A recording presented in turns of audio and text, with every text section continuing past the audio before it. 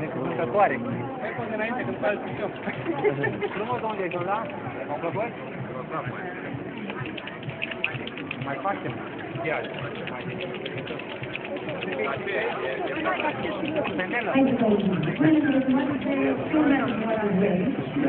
Ești femelă, a?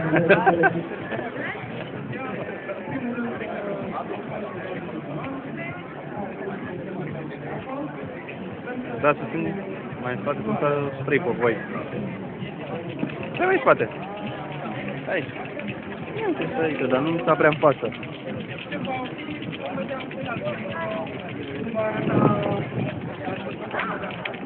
Îi mulțumim și bună treabă! De una alta, cu călării și brăină, și de un rău foarte, foarte bună de răspuns.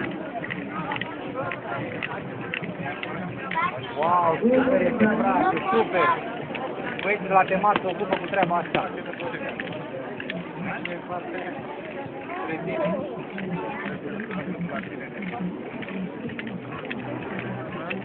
Vrei să știi ce e? Un singur detaliu îți dau, e femelă.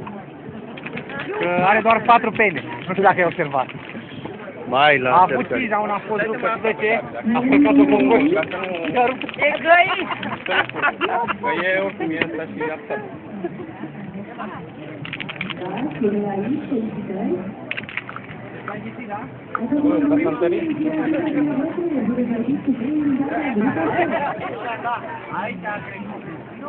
Nu mai ai vrea să vă dreaptă?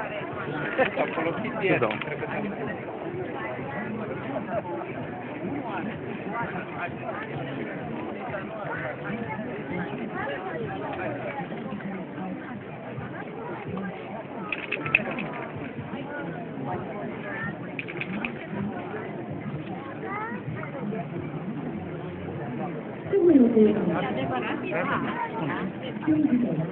Da.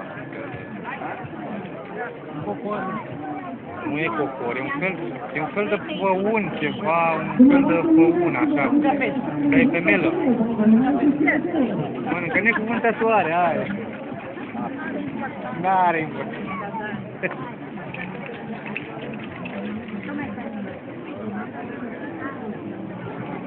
Eu am înțeles că...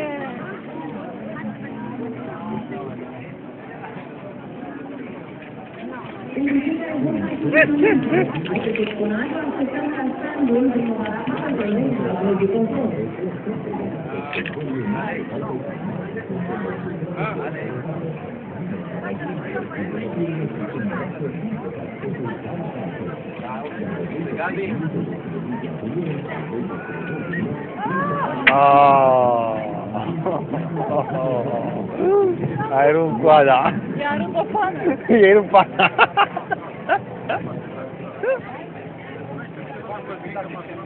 Să nu mai atingi. Ia.